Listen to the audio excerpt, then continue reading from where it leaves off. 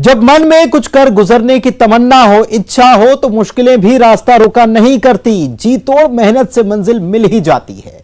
सागर के अर्जित ने भी अपनी मेहनत से ऐसी ही सफलता अर्जित की है। घर की गैलरी में शूटिंग रेंज बनाकर प्रैक्टिस की और आज दुनिया में अपनी निशानेबाजी का जोर दिखाने वाले हैं। शॉटगन में भारत के टॉप 10 खिलाड़ियों में इनका चयन हुआ है।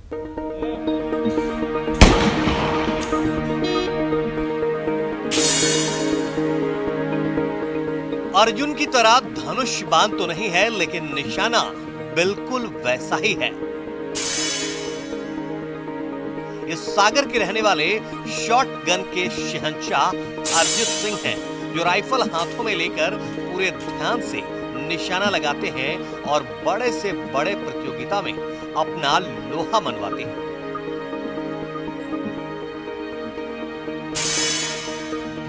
तो क्या हुआ जो सागर में कोई शूटिंग रेंज नहीं है, अर्जित ने घर की गैलरी में ही शूटिंग रेंज बना ली और फिर निशाना लगाना शुरू कर दिया। पहले मैं शूटिंग में पहले बचपन से दिलचस्पी थी, तो मैं घर की गैलरी में शूटिंग करता था। घर की गैलरी में मैंने अस्थाई रेंज बना रखी थी, तो उसमें ट्रेनिंग करता था। तो जब मैं ट्रेनिंग करता था तो घर में बस मेरे और मैं और पापा हेल्प करते थे और मैं शूटिंग करता था। उस समय मम्मी और दीदी सब घर में बंद रहते थे, क्योंकि गोली चलती है तो किसी को भी लग सकती है, इसलिए तब बंद रहते थे। उसके बाद महा रेजिमेंट स्कूल में कैंप हुआ, वहाँ मैंने फिर शूटिंग वहाँ मतलब प्रॉपरली प्रोफेशनली शूटिंग करी। उसके बाद स्कूल से ही मैं फर्स्ट टाइम खेलने गया, स्टेट खेला, स्टेट में मेडल लगा, तो नेशनल में सिलेक्शन हुआ। नेशनल टीम में सिलेक्शन होने के बाद अर्जुन ने कभी पीछे मुड़कर नहीं देखा। फिर तो इनका निशाना लगता ही चला गया और झोली में मेडल की झड़ी लग गई। मध्य प्रदेश शूटिंग एकेडमी का ट्रायल दिया, उसमें सिलेक्शन हुआ। उसमें पहले साल स्टेट खेला, तो सीनियर जूनियर दोनों कैटेगरी में खेला था और दोनों में मेरा गोल्ड मेडल रहा था। स्टेट के बाद मावलन का टूर्नामेंट होता है, प्री नेशनल टूर्नामेंट कहलाता है, वो खेला, उसमें मेरा ब्रोंज मेडल था। उसके बाद वेस्ट जोन टूर्नामेंट होता है, वो भी प्री नेशनल कहलाता है, उसमें भी सीनियर और जूनियर दोनों लेवल पे मेरा गोल्ड मेडल था। कोरोना काल चल रहा है, इसलिए शूटिंग रेंज तो बंद है, लेकिन अर्जित ने अर्जुन की तरह अपना लक्ष्य साधना नहीं छोड़ा है।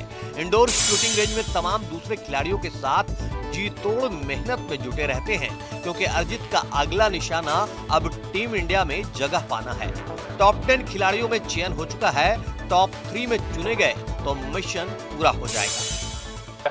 125 शॉट का राउंड होता है, उस राउंड में जितने भी टॉप लिस्ट के शूटर आते हैं स्कोर के हिसाब से, उसमें से टॉप 10 शूटर्स इंडियन स्क्वाड के लिए सिलेक्ट हो जाते हैं। तो मैं उसमें 10th पोजीशन पे था, उस वजह से मैं इंडियन स्क्वाड में आ गया। ये जो 10 बच्चे हैं, इनमें से इंडिया टीम के लिए सिलेक्शन होगा।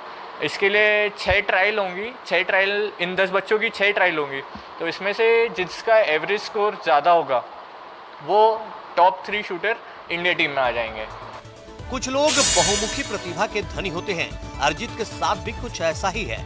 बचपन से शूटिंग में तो दिलचस्पी थी ही, मार्शल आर्ट और कूडो में भी अर्जित ने नाम भी कमाया और इनाम भी।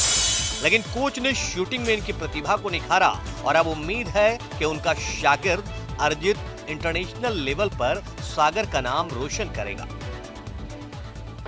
ये महा रेजिमेंट पब्लिक स्कूल में विद्यार्थी रहा है और मैं वहाँ पर एज ए कोच रहा हूँ। तो इसका टैलेंट मैंने वहीं देखा। ये पहले मार्शल आर्ट में रहा, मार्शल आर्ट में भी इसने एक्सीलेंस पहुँचा, नेशनल में मेडल है। अक्षय कुमार ने 1 लाख रुपए कूडो टूर्नामेंट में उसको दिए बेस्ट प्लेयर के अवार्ड के रूप में।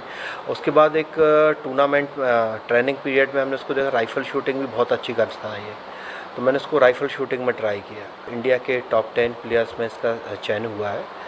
तो अब इसमें से जो टॉप 10 चयन हुए हैं, इनमें से इंडिया टीम के लिए 3 लोग सिलेक्ट होते हैं, जो इंटरनेशनल लेवल पे भारत का प्रतिनिधित्व करते हैं। और हमें जल्दी उम्मीद है कि सागर का नाम अंतर्राष्ट्रीय स्तर पर भी ये बच्चा रोशन करेगा। जिस उम्र में लोगों को अपने करियर को लेकर दिशा ज्ञान भी नहीं होता है, उस उम्र में अर्जित ने अपनी राष्ट्रीय पहचान बना ली है। हम भी उम्मीद करते हैं कि अर्जित की ये पहचान राष्ट्रीय से अब अंतर्राष्ट्रीय में बदल जाए, ताकि अर्जित अपनी प्रतिभा से विदेशों में तिरंगे का भी मान बढ़ाएं। रचित दुबे, न्यूज़ 18, सागर।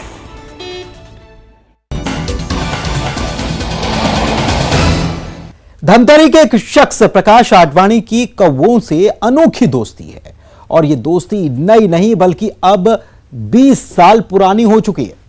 प्रकाश के घर की छत पर रोजाना सैकड़ों कौवे आते हैं, उनके हाथों से दाना चुगते हैं। पितृपक्ष में तो परदेसी काले कौवे भी हर साल इनके पास आते हैं। इस गजब की दोस्ती को देखकर लोग भी हैरान हैं।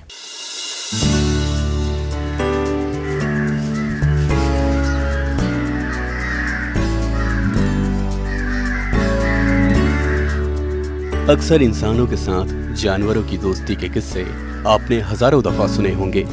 आज हम आपको दिखाते हैं इंसानों के साथ कौवों की दोस्ती का किस्सा, जो हकीकत है। धमतरी शहर के गणेश चौक में रहने वाले प्रकाश आडवाणी गोला बाजार में छोटी सी कपड़े की दुकान चलाते हैं। इसी दुकान से होने वाली कमाई से वो अपने परिवार का पालन पोषण करते हैं और इसी कमाई का एक हिस्सा भी वो अपने खास दोस्तों पर खर्च करते हैं। और वो दोस्त हैं ये कौवे, जो रोज सुबह छत पर प्रकाश से मिलने पहुंच जाते हैं। प्रकाश इसके लिए पहले से तैयार रहते हैं और अपने हाथों से कौवों को उनकी पसंदीदा चीजें खिलाते हैं। ये सिलसिला बीते 20 सालों से चला आ रहा है और खास बात यह है कि हर साल पितृपक्ष में परदेसी काले कौवे आते हैं, जो 2-3 महीने रहते हैं, फिर न जाने कहां चले जाते हैं।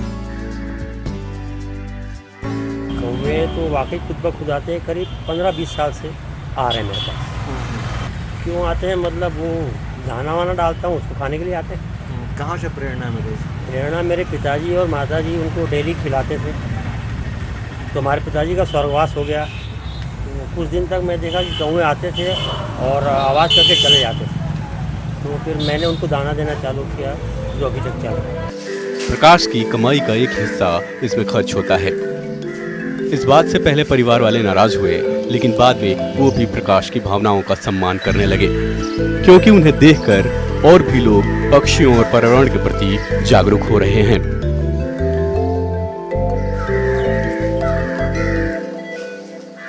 इस खास दोस्तों के लिए प्रकाश बेहद चिंतित रहते हैं, खास तौर पर प्रदूषण को लेकर। असर पड़ता है, उन्हीं की दुआओं से बढ़ भी रहे हैं सर, ऐसी कोई दिक्कत नहीं है। सुकून मिलता है इसमें। मेरे परिवार वाले मेरा साथ देते हैं। शुरू में थोड़ा चिड़चिड़ाते थे, अब वो भी खुश होते हैं कि भाई चलिए कुछ तो कर रहे हैं। और मैंने देखा कि आप जो मेरा ये दिखाते हैं इंटरव्यू वगैरह, उसको देख के कई लोग मेरे पास आते हैं, मेरे से पूछते हैं कि आप क्या खिलाते हैं, कैसा करते हैं, तो मैं उनको बताता हूँ। तो कुछ लोग और लोगों को भी प्रेरणा मिली है, वो भी पक्षियों के लिए दाना वगैरह डालते हैं। लेकिन आपके माध्यम से, आपके टीवी के माध्यम से एक निवेदन और करना चाहूँगा सर। हमारे शहर में सर प्रदूषण बहुत हो गया है। जो ये डीजे साउंड वाले जाते हैं, इतना तेज़ी से बजाते हुए जाते हैं कि मेरा पूरा घर हिलता है, एक आधा पूरे शरीर का वाइब्रेशन हो जाए।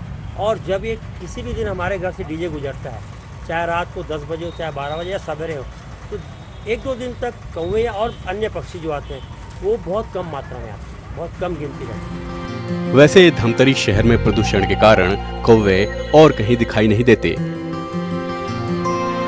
लेकिन प्रकाश के घर रोज सैकड़ों की संख्या में आते हैं। ये नजारा हैरान करने वाला है। धमतरी के लोग इस बात की सराहना करते हैं और इससे प्रेरणा भी लेते हैं। आडवाणी से हम सबको सीख लेनी चाहिए, कैसे पर्यावरण और जीव जंतु पशु पक्षियों का संरक्षण हमें करना चाहिए। ये उनसे प्रेरणा लेने के लायक है कि आज उनके यहाँ 250-300 कौवे प्रतिदिन आ रहे हैं और पूरे शहर में कहीं कौवा आ नहीं रहे, तो उनसे हमको सीख लेनी चाहिए।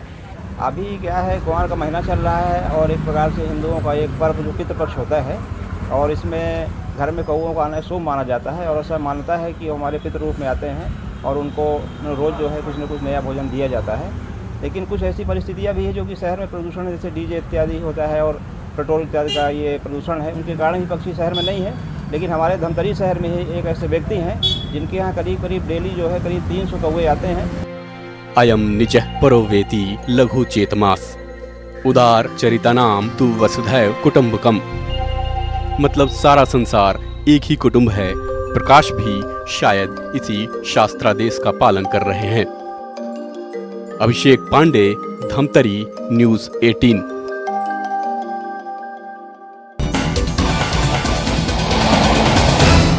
यहां रुक रहे हैं एक छोटे से ब्रेक के लिए, हम जल्द हाजिर होते हैं।